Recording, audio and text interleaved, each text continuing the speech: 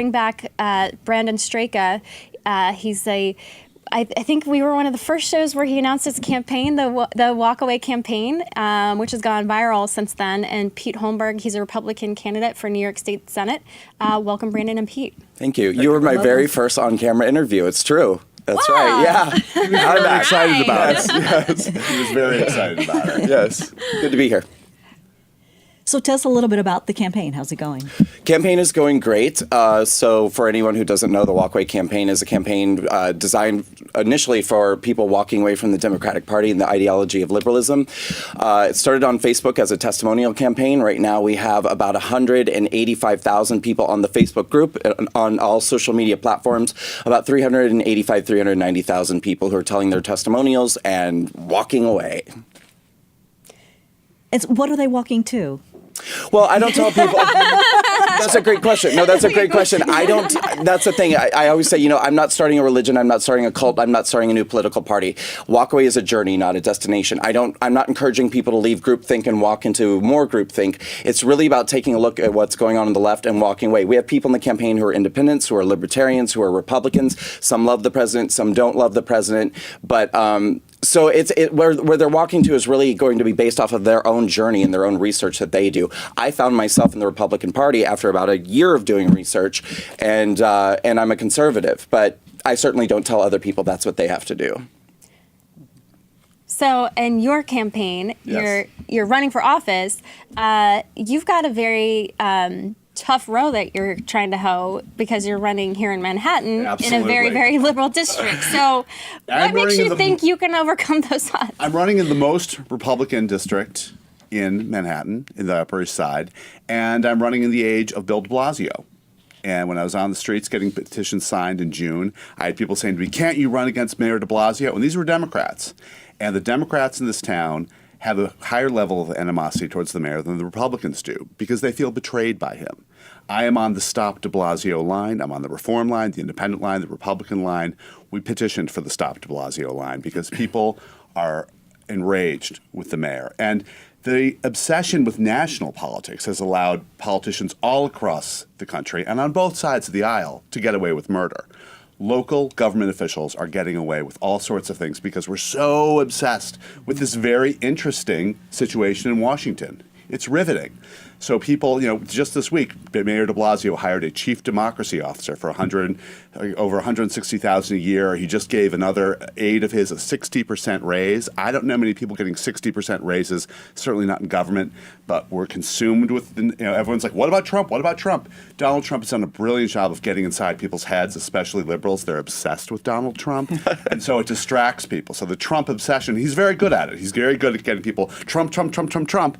And they lose sight of local issues. We have a new cab riding tax coming in below 96th Street in Manhattan starting January 1. It'll be $2.50. Wait. I thought he liked cabs because of what he did to Uber.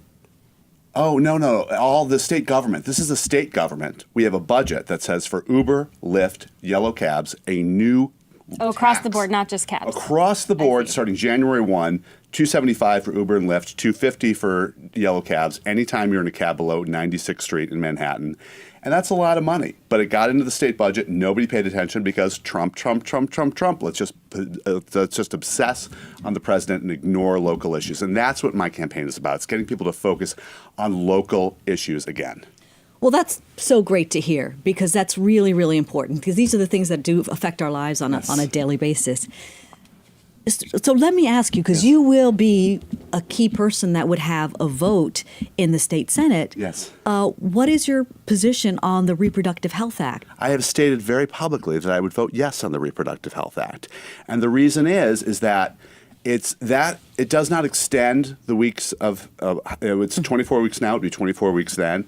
All that does, the Reproductive Health Act is not, all it does is it creates a situation. If you're in that situation, this is delicate for me to talk about. I'm not a woman, but I've had friends who are in the situation. So it gets personal because I've seen up close when someone is getting a late stage abortion for health reasons. That woman is in hell. That woman's family is in hell. Currently, we have laws that put the doctor performing that abortion for the sake of the health of the mother. That doctor's legal status is in jeopardy. The Reproductive Health Act solves that issue. It means the doctor has no legal worries. And they're still in hell, but the Reproductive Health Act takes just one layer of that hell and removes it. It's a compassionate bill. That's why I would vote yes on it. And I've declared that in my debate with my opponent last week. Well, as far as, abortion is certainly a big hot topic as it relates to the Supreme Court, and that's motivating, I think, a lot of the activism we're seeing on the left. But I want to ask you, Brandon, about this march that you're planning. Tell us a bit more about this, and have you seen an uptick because of what's happening with Kavanaugh in your registration? I've seen a huge uptick in registration, and it's been amazing, and also, a whole spectrum, I think, of stories. We saw thousands of people come into the campaign in the last 2 weeks who have been saying this was their final straw. They feel like it's been nothing but histrionics and theatrics from the Democratic Party, that the Kavanaugh hearings were well over the line for them. And there was one, even a woman in her 70s said, I have voted Democrat my entire life. I even volunteered for the DNC since I was 13 years old. She said, this is it. I'm done. This was my final straw. I'm walking away.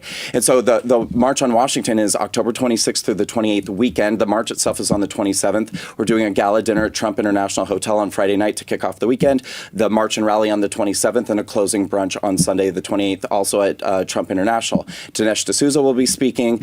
We have Stacey Dash. We have Buzz Patterson, Joy Vila, who I think is on the show later today, and a good friend of mine. She's a friend of Bold. Yeah. I love her.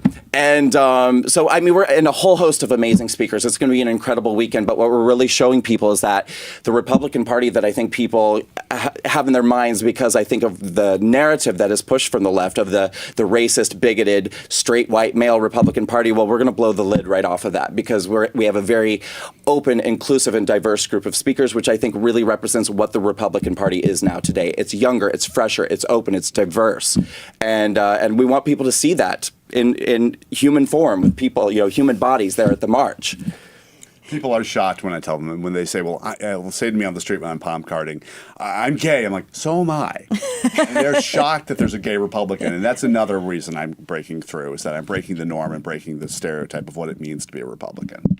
You're gay? Sonia, you want to respond? No, I think it's terrific. I think it's really, there's so much polarization. Mm-hmm. We have to not feel so different. I think it's really important. We've got the Democrats who are really on the left. We need more moderate Democrats and more moderate Republicans.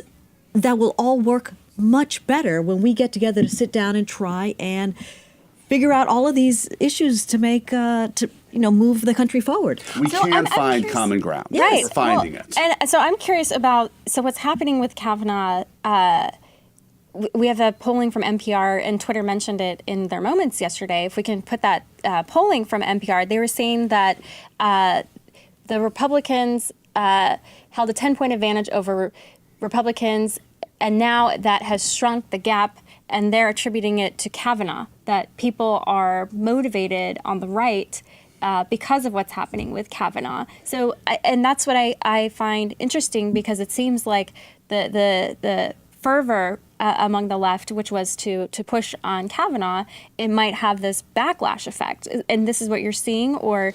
That's what I'm seeing. That's what I'm feeling myself. And yeah, I believe, I like what you said a second ago about, I believe that sort of, if we could get to this place where we're growing the center ground, where there are sort of the moderates on the left and the moderates on the right, which is what I feel like my campaign is about, bringing people together. But at the end of the day, what I think we're all really walking away from most of all is the name calling, the violence, the vandalism, and really this lack of truth. And now we might have a debate over where that lack of truth is, but I believe that the liberal media is causing an enormous division in this country. I think that that's where it all stems from, and I think that people are starting to see it more and more all the time. We have to be able to be honest and tell the truth in this country. People are not getting accurate information. They're not getting accurate depictions of who this president is, who his administration is, or who his followers are. And I think that people are waking up to this fact more and more every day, and that's where I think the center is going to grow. We want civility again. We want respect and decency. We want dignity in our conversations, and that's what we're going to find in the center, but I don't think we're going to find it. Brandon, and so you use the moniker the unsilent majority. Minority. Unsilent minority. The unsilent minority? Yeah.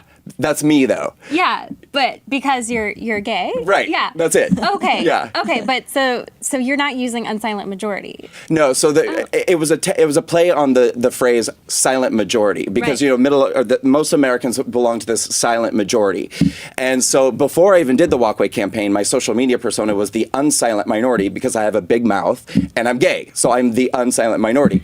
Now that the Walkway campaign has blown up, people are like, well, it's kind of confusing, isn't it? The silent majority. I'm like, well, I didn't know that I was going to become like this big deal.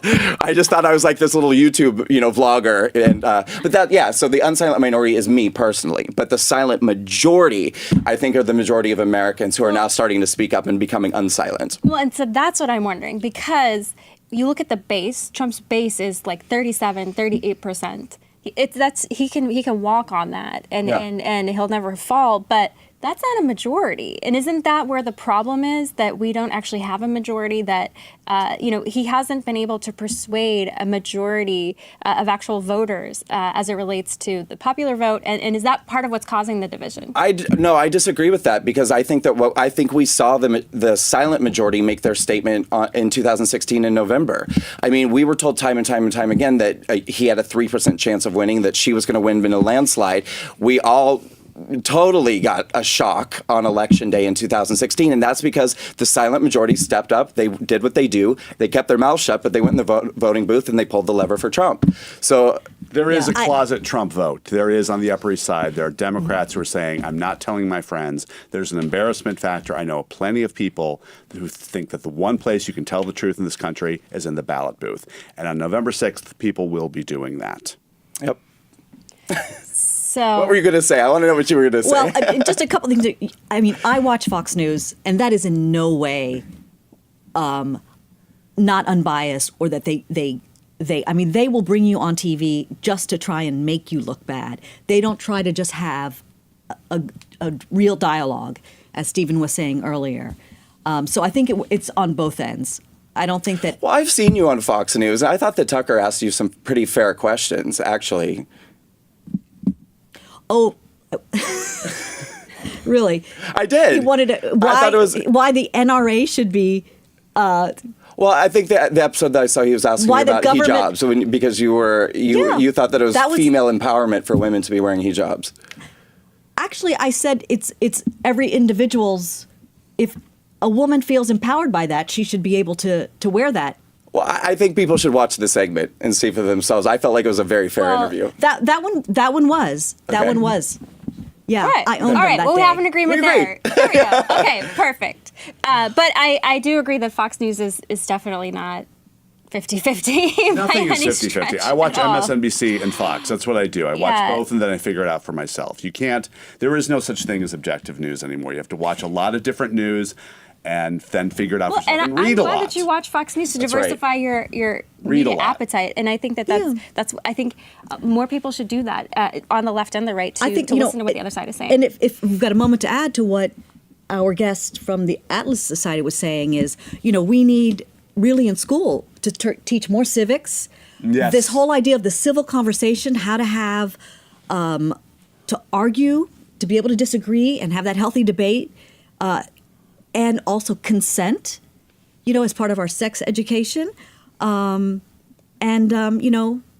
Also this issue about being a critical thinker, how you look at the news so that everybody on their own. And analysis, I think that's hugely important, teaching people how to analyze what they're taking in, what they're reading, and understand skepticism too. And Pete made a really good point a minute ago when he said read more. I think that we're starting to see a lot more people getting interested in independent journalism and finding their news that way. I think less people are tuning into the mainstream media because on either side, because I think that they notice that slant more and more. But I think that independent journalism, and even bloggers. Or just, and they're turning into Bold. You asked me about the Yes. Reproductive Health Act. Anyone forming an opinion on that should read the act, read the bill. Yes. Yes. Read bills. Go online, click. It's very easy. I've read a lot of bills. Read legislation. And local issues will unite us. They'll bring us together. Trash not being picked up, we can all agree on Exactly. is bad. All right, let's end on that note. Love it. Thank you so much. Thank That's you. a really good Thanks for being here. conversation. Thanks, ladies.